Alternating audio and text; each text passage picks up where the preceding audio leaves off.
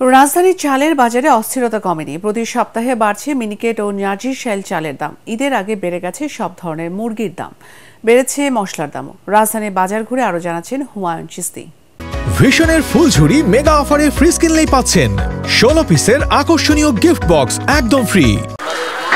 গত কয়েক বছর ধরে চালের বাজারে চলা অস্থিরতা কোনোভাবেই নিয়ন্ত্রণে আনা যায়নি।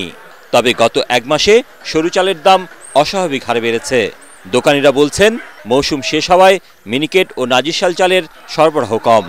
মোটা স্বর্ণা চালও বিক্রি হচ্ছে 58 থেকে 60 টাকা কেজি। প্রতি বছরে আপনার সিজনের শেষ দিয়ে একটু চালের দামটা বেশি বাড়ে, কিন্তু এবার অস্বাভাবিক দাম বাড়ছে। আপনার মিনিকেট কেজিতে প্রথমে তো বাড়ছে আপনার কেজিতে 7-8 টাকা, এখন আবার কেজিতে পেতে বাড়ছে আপনার 4-5 টাকা। মিনিকেটটা অতিরিক্ত দাম বাড়ছে। মিনিট হলো ভালো মিনিট হলো 90 টাকা কেজি, আর নাজির 85-90 টাকা, নাজির একই অবস্থা। হঠাৎ করেই 20 থেকে 40 টাকা পর্যন্ত বেড়ে গেছে মুরগির দাম। ব্রয়লার 220, সোনালী 320 এবং দেশি মুরগি বিক্রি হচ্ছে 640 টাকা কেজি।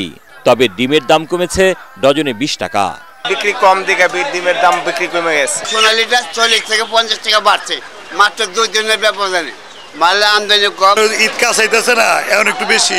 মাছের বাজারে যেন আগুন লেগেছে। রোজা শুরুর আগ থেকেই মাছের দাম নিম্ন ও মধ্যবিত্তের নাগালের বাইরে। ব্যবসায়ীরা দুষছেন সরবরাহ ঘাটতিকে।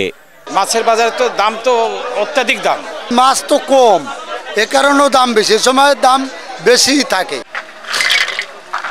ঈদের আগেই বেড়ে গেছে প্রায় সব রকমের মশলার দাম। 3,500 টাকার এলাচ এখন প্রায় 6,000 টাকা কেজি। কেজিতে 200 টাকা বেড়ে কিসমিসের দাম এখন 650 টাকা। জিরা ছাড়া সব আইটেমের টুকটাক কিছু বাড়ছে। এই গোলমরিচ বাড়ছে 100 টাকা, লবঙ্গ মোটামুটি লবঙ্গ মাঝে একটু বাড়ছে ভাই, আবার কমছে। দারচিনির দাম বাড়ছে। আমদানি কম থাকলে দামটা এখানে যারা ইম্পোর্টার আছে ওরা দাম বাড়ায় দেয়। আলু, পেঁয়াজ, টমেটোর দাম নিয়ে মানুষের মধ্যে কিছুটা স্বস্তি থাকলেও অন্যান্য সবজির দাম চড়া। রমজানের শেষের দিকে কমেছে ছোলার দাম। হুমায়ুন চিস্তি, এটিএন বাংলা, ঢাকা।